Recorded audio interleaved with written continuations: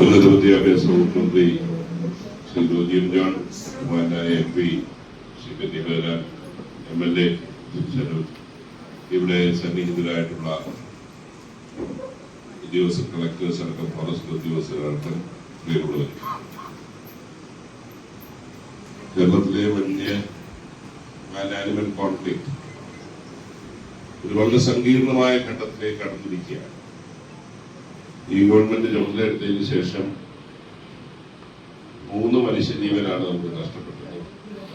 ഏറ്റവും കൂടുതൽ പെരിയാറിലൂടെ നഷ്ടപ്പെട്ടു.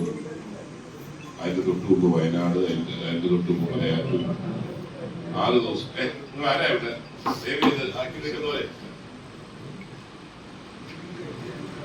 ഇത് വളരെ സീരിയസ് ആയിട്ട് നമ്മൾ അഡ്രസ് ചെയ്യാൻ പോവുകയാണ്.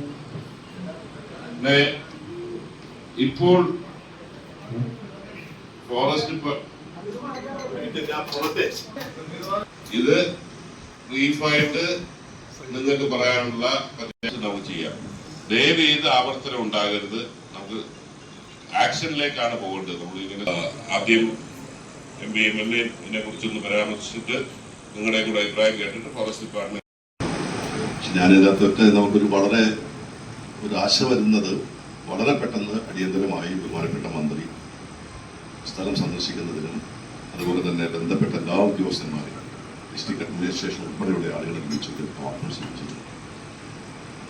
ചില നിർദ്ദേശങ്ങൾ ഇവിടെ സ്വാഭാവികമായിട്ടുണ്ടാകും. പക്ഷെ ഒറ്റ കാര്യം, നമ്മൾ പെട്ടെന്ന് ഒരു ശാശ്വതമായ പരിഹാരത്തിന് പെട്ടെന്ന് നിർദ്ദേശം വയ്ക്കാൻ പറ്റാമെന്ന് നിങ്ങൾക്ക് അതിന് സമയമെടുക്കും. നേരത്തെ MLA സൂചിപ്പിച്ചതുപോലെ അടിയന്തരമായി നമുക്ക് ഇപ്പോൾ ഈ ആനശല്യമുള്ള സ്ഥലത്ത് നിന്ന് ആനകളെ മറ്റു വനങ്ങളുടെ ഉള്ളിലേക്ക് ഇവിടെ നിന്ന് തുരത്തുന്നതിന് വേണ്ടിയുള്ള നടപടി സ്വീകരിക്കണം. പിന്നെ വേണ്ടത് കുറച്ച് ആളുകളെ കൂടുതൽ വേണം, പൈസ കൂടുതൽ വേണം. തൽക്കാലമായി നമുക്ക് ചെയ്യണം. പിന്നീട് വളരെ ഗൗരവമായി ആലോചിച്ച് ഇപ്പോൾ മന്ത്രിയുടെ ഭാഗത്തു നിന്ന് ഞങ്ങൾക്ക് സംസാരിച്ചപ്പോൾ വളരെ ഒരു ദീർഘവീക്ഷണത്തോടു കൂടിയുള്ള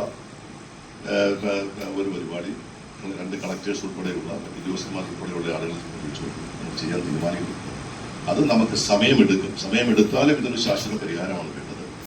കുട്ടികളടക്കമുള്ള ആനകൾ കൂട്ടമായി വന്നുകൊണ്ട് 6ഉം 8ഉം 20ഉം കൂട്ടങ്ങളായി വന്നുകൊണ്ടാണ് ആ മേഖല ആകെ തകർത്തെറിയുന്ന കർഷകയാണ് അവിടെ വന്ന് കാണാൻ സാധിക്കും. നിരന്തരം മാധ്യമങ്ങളിൽ വന്നിട്ടുള്ളതാണ്.